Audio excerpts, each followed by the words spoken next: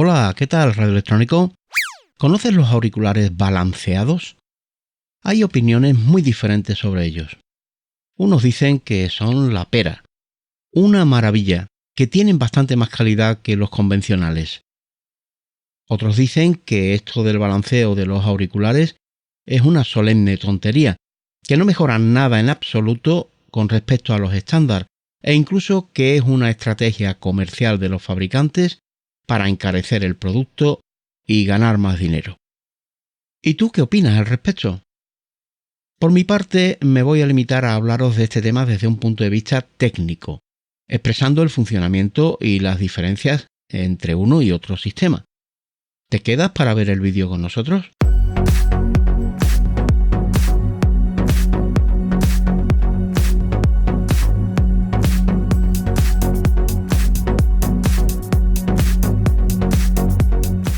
Para empezar, existe la disyuntiva generalizada sobre el efecto del balanceo en los auriculares. Muchos piensan que esta técnica sirve para evitar interferencias y ruido externo, tal y como ocurre con las conexiones balanceadas de baja señal. Pero, ¿es esto cierto? Para entenderlo, hay que conocer primero cómo funciona el sistema balanceado entre una fuente de sonido y la entrada de un amplificador, y cómo le afecta el ruido al cable de conexión entre ambos. Si ya tienes estos conocimientos, puedes pasar directamente al punto del vídeo donde hablo de los auriculares balanceados, aunque te recomiendo que para una total comprensión del asunto lo veas desde el principio. Te dejo el índice del vídeo en la descripción. Veamos primero el caso de una fuente de sonido y la entrada de un amplificador sin balancear. Entre la fuente y el amplificador se ha de usar un cable apantallado como el que ves en la imagen. Si usáramos conductores sin apantallar, las radiaciones magnéticas y los campos eléctricos circundantes inducirían en ambos una señal de ruido que se mezclaría con la señal de audio, provocando el clásico zumbido de tono grave que todos conocemos. El conductor donde esta influencia es notoria y evidente es el conocido como vivo, o sea, el que está conectado a la entrada activa del amplificador. Si queremos evitarlo, debemos crear una pantalla que rodee al mencionado conductor para protegerlo de este efecto indeseado. Esta pantalla, que la mayoría de las veces no es ni más ni menos que una malla metálica, se conecta a la masa del amplificador, derivando a ella el efecto de las radiaciones y evitando así que lleguen a su entrada activa. Pero esta protección no es perfecta. Es una protección efectiva en aquellas ubicaciones en las que las radiaciones y los campos eléctricos no tengan un nivel elevado. El motivo es que estas radiaciones, aunque ahora son captadas únicamente por la malla metálica protectora, se suman a la señal, ya que se posicionan justo en serie con la salida del generador. Y si tienen una amplitud más alta de lo normal o el cable de conexión es muy largo, van a influir negativamente en el sonido, provocando molestias interferencias y ruidos desagradables. Es posible que a primera vista no consigas verlo, pero quizás puedas entenderlo mejor mediante las imágenes que te voy a ir mostrando, aderezándolas con una pequeña ilustración. Imagina que podemos hacerle una foto al cable, precisamente cuando está influido por el ruido, y que podemos visualizar en la propia foto el ruido en la malla y la señal de audio limpia en el conductor vivo al estar protegido por la malla. Sigue imaginando que a esta foto podemos hacerle la autopsia, es decir, que tenemos la posibilidad de separar la malla del conductor vivo de manera que podamos visualizar claramente las tensiones que contienen cada uno de estos conductores. Como una foto es una imagen estática y la hemos tomado cuando la malla envolvía y protegía al vivo del ruido existente en ese momento, el vivo contiene la señal limpia y libre de ruido, mientras que la malla es la única afectada por dicho ruido. Piensa que, como la pantalla contiene el ruido, en sus extremos aparece ese ruido en forma de una pequeña tensión. Si ahora miramos este esquema desde otro punto de vista, sin cambiar nada en absoluto, solo modificando la posición relativa de los componentes, nos damos cuenta que el pico de ruido inducido en la pantalla está justo en serie con la señal procedente de la fuente de sonido. El resultado es que ambas tensiones se suman y al final A la entrada del amplificador tenemos la señal de audio y el ruido mezclados. Y aquí es donde entra en acción el sistema balanceado para evitar que esto ocurra. El sistema balanceado requiere que tanto la fuente de sonido como el amplificador dispongan de la circuitería adecuada. Ojo con esto, porque no sirve absolutamente de nada instalar un cable balanceado a un micrófono o a un amplificador que no lo están. Esto lo entenderás enseguida. Para simplificar el asunto y evitar confusiones, solo representaré un canal de sonido, es decir, un sistema monoaural. Si se tratara de un sistema estereofónico, habría que añadir otro canal exactamente igual al que voy a describir. Bien, una fuente de sonido balanceado dispone por cada canal mono de dos señales idénticas, pero invertidas de fase la una con respecto a la otra. La fuente de sonido, sea un micrófono o cualquier otro dispositivo, debe ser capaz de suministrar estas dos señales con fases opuestas, tal y como las ves en la imagen. Para transmitirlas se usa un cable similar al anterior, pero con dos conductores vivos en lugar de uno solo. Como ya habrás adivinado, es un cable similar al usado en los sistemas estereofónicos convencionales, solo que en este caso se usa para un canal monobalanceado. Por su parte, el amplificador al que se le aplican estas dos señales deberá tener la capacidad de recibirlas por separado y procesarlas independientemente, como vamos a ver a continuación. Para ello deberá tener dos entradas activas por cada canal mono, una para cada señal. De estas dos entradas, una no invierte la fase a la salida del amplificador, mientras que la otra sí lo hace. Te costará menos entender esto si miras detenidamente la imagen que te presento. A la salida del amplificador tendremos la suma de las dos señales de entrada. Hasta aquí todo muy bonito, pero ¿qué pasa si hay ruido afectándole al cable balanceado? Vamos a suponer que en un momento determinado hay un pico de ruido que, como ya sabemos, le afecta únicamente a la malla del cable, pero no le afecta a ninguno de los dos vivos, los cuales están bien protegidos por la mencionada malla. Este pico, tal y como hemos visto antes, se sumará a las dos señales de audio. Observa que como el pico es positivo, a la señal superior la hace todavía más positiva durante el tiempo que dura el ruido. Sin embargo, como la señal inferior tiene la fase invertida y el ruido, que insisto es positivo, la pilla justo en el semiciclo negativo, durante ese intervalo de tiempo hace a la señal menos negativa.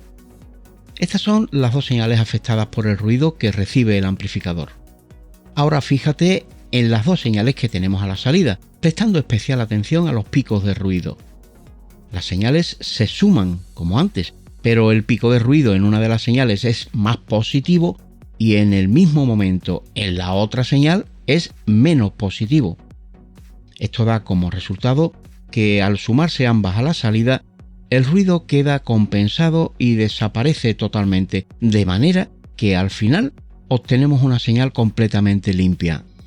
Si el pico de ruido fuera negativo en lugar de positivo, el efecto compensador sería el mismo y el ruido desaparecería igualmente. Así es como funciona el sistema balanceado entre una fuente de sonido y la entrada de un amplificador. Una vez entendido este asunto, vamos a ver cómo funciona el sistema balanceado en los auriculares. Pero antes, de forma breve, echemos un vistazo al esquema de un circuito de auriculares estéreo convencional. Como ves, existe una línea común de retorno de masa y dos líneas, llamémosle de audio activo, una para cada audífono del auricular. La conexión usada entre los auriculares y la salida del amplificador tiene tres cables, que es lo habitual en los sistemas convencionales. Un cable independiente para cada canal de audio y otro cable común para el retorno de masa de ambos canales. Es interesante observar que la línea de masa no tiene por qué ser una malla que envuelva a los cables activos, ya que aquí las tensiones en juego son altas y poco dadas a sufrir interferencias externas, que en todo caso serán de un nivel muchísimo más bajo que la propia señal de audio. Además, la impedancia de los auriculares es bastante baja y suele estar comprendida entre los 16 y los 32 ohmios. Esto hace que las señales de ruido externas apenas se transfieran a los cables, ya que con tan baja impedancia, técnicamente las probabilidades de que esto ocurra son mínimas. Hablamos a partir de ahora del sistema de auriculares balanceados. Como antes, vamos a considerar el ejemplo de un canal monaural. Esencialmente, lo único que diferencia un sistema de auriculares balanceados de un sistema convencional es que para mover los audífonos se usa un amplificador en puente. Se llama así al amplificador que tiene la salida flotante, es decir, que el auricular no tiene una conexión directa con masa. En realidad, se trata de dos amplificadores manejando exactamente la misma señal, pero funcionando en contrafase. Es decir, que en el momento en que en el primero la señal es positiva, en el segundo existe una señal idéntica pero negativa.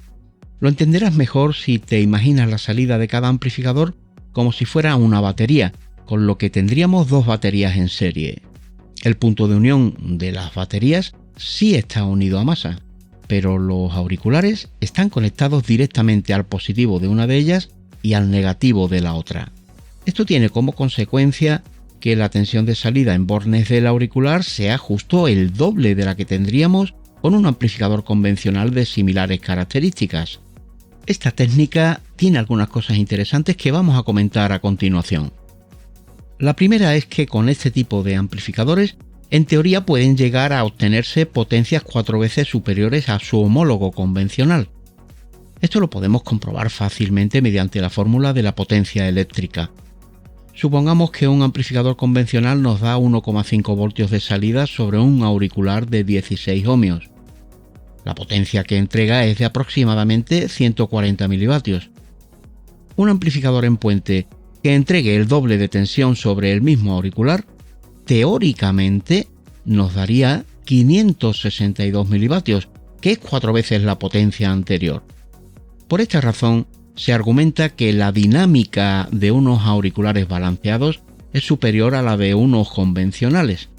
Si te fijas, una senoide que tiene el doble de amplitud que otra tarda la mitad de tiempo en conseguir el mismo valor que la que tiene menor amplitud.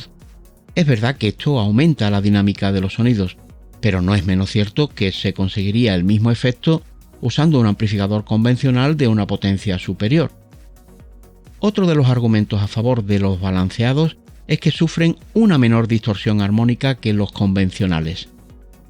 Técnicamente, la distorsión armónica es provocada por la falta de linealidad de los circuitos amplificadores, lo que resulta en que la forma de la señal de salida no corresponda exactamente con la de entrada. Por este motivo, se crean una serie de armónicos que acompañan a la señal original y acaban distorsionándola. En el caso de los amplificadores en puente, la distorsión armónica de uno no se compensa con la distorsión del otro, como ocurre con las interferencias en las conexiones balanceadas de baja señal, ya que la deformación provocada en cada canal de audio por esa distorsión no tiene el mismo patrón que produce una interferencia externa en las señales de ambos amplificadores, y lo más probable es que aumente la distorsión más que disminuirla. Además, esta idea queda reforzada por el hecho de que la falta de linealidad de un amplificador nunca va a ser exactamente igual que la del otro, por mucho cuidado que se ponga en ello, por lo que, aunque el sistema realmente corrigiera este problema, al no ser las señales idénticas nunca se podrá obtener una compensación completa. Otra cosa son las interferencias y el ruido externo provocados por los campos magnéticos y eléctricos circundantes. Ya hemos dicho antes que la influencia que ejercen estos fenómenos en los cables de conexión entre amplificador y auriculares es prácticamente nula, tanto por la baja impedancia como por las elevadas tensiones que manejan comparándolas con las provocadas por las interferencias. No obstante, es cierto que si estuviesen influidos en mayor grado, la teoría dice que estas interferencias quedarían altamente amortiguadas y prácticamente desaparecerían. Efectivamente, en este caso, los picos de tensión afectarían por igual a los cables de ambas salidas del amplificador en puente, y lo harían con respecto a la masa de su respectivo amplificador. El efecto compensatorio ya lo hemos visto anteriormente en este mismo vídeo. El pico de ruido afectará a uno y a otro canal siempre con respecto a masa, por lo que la interferencia quedará cancelada en el propio auricular y no llegará a reproducirse. De todas formas, ya hemos visto que estos fenómenos tienen muy poco o nulo efecto en los cables de los auriculares. También se argumenta en favor de los auriculares balanceados que su diafonía es inferior a los convencionales porque al no existir cable de masa común, este efecto no se produce. La diafonía en un sistema estereofónico es el porcentaje de señal del canal izquierdo que se cuela en el derecho y viceversa. Es una contaminación mutua de las dos señales que intervienen en el sistema. Una pequeña parte de la señal del canal izquierdo pasa al derecho y una pequeña parte del derecho pasa al izquierdo. Al ser el cable de masa entre los auriculares y el amplificador de un sistema convencional un camino común para las dos señales, es cierto que en los extremos de dicho cable se crea una tensión por cada canal que se suma a la del canal opuesto, provocando cierta diafonía. Esto no ocurre en los sistemas balanceados al no existir el cable de retorno de masa, ya que las señales viajan completamente separadas sin ninguna posibilidad de influirse mutuamente. La pregunta es, ¿qué porcentaje representa esta diafonía con relación a la total del sistema? El nivel de diafonía más elevado se produce en la propia circuitería del amplificador usado, siendo la producida en los cables de los auriculares una parte residual, sobre todo si se usan conexiones de baja resistencia y alta calidad. Si el fabricante del amplificador tiene esto en cuenta y diseña el equipo para que su diafonía sea mínima, la alta calidad del sonido en este aspecto estará asegurada. En los sistemas de audio que usan auriculares balanceados se mira muchísimo este tema. La calidad de los componentes, de la circuitería del amplificador y por supuesto de los propios auriculares ha de ser la mejor para que al final el resultado merezca la pena.